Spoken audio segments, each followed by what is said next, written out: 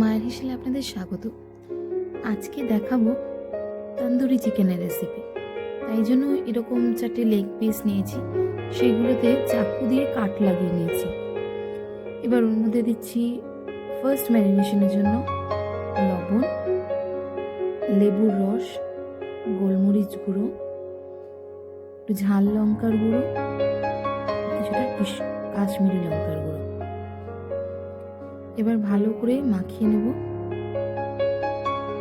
দেখুন যেগুলো কাটা আছে ওইগুলোর কাঁজে কাঁজে কাঁজে কাঁজে মশলাগুলো ভরে দিতে হবে, তাহলে লবণ এবং মশলা উভয় ভেতরে চলে আসবে।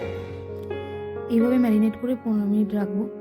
এরপর অন্যদিকে একটি বাটিতে জল ঝরানো টক দই, আদা বাটা, রসুন বাটা, ধনে গুঁড়ো, কাশ্মীরি লঙ্কার গুঁড়ো, ঝাল লঙ্কার গুঁড়ো এবং কিছুটা তন্দুরি মশলা দিয়ে ভালো করে ফেটিয়ে নেব। 15 মিনিট পর এবার চিকেনের গায়ে ওই মশলাগুলো ভালো করে লাগিয়ে দিয়ে দিলাম 1.5 টেবিল চামচ মতো সর্ষের তেল। ভালো করে মিশিয়ে নিয়ে ম্যারিনেট করার জন্য রাখবো 4 থেকে 5 ঘন্টা ফ্রিজে। অন্যদিকে আমি একটা নতুন ধরনের চাটনি বানিয়েছি। তার জন্য টমেটো, রসুন এবং কাঁচা লঙ্কা অল্প সেদ্ধ করে নিয়েছি মাইক্রোওভেনে, আর ধনেপাতা দিয়ে একসাথে একটা পেস্ট বানিয়ে নিলাম। এর মধ্যে পেস্টটা হওয়ার পর তার মধ্যে দিচ্ছি একটু টমেটো সস এবং বিট লবণ। চাটনিটা অসাধারণ স্বাদের হয়েছিল, সকলে ট্রাই করে একবার দেখতে পারেন।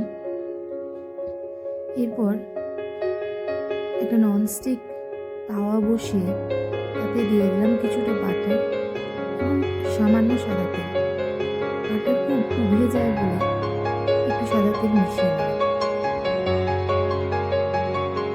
এইবারে দিয়ে দিচ্ছি ম্যারিনেট করা সেই চিকেনের লেগ পিস। লো ফ্লেমে এগুলো সেঁকে নিতে দেবো এবং ঢাকা দিয়ে দিলাম যাতে ভালোভাবে সেদ্ধ হয়। দেখুন উল্টে দিচ্ছি, কয়েকবার এরকমভাবে উল্টে পাল্টে লেগ পিসগুলো সেঁকে নেবেন। রেডি আমাদের তন্দুরি চিকেন।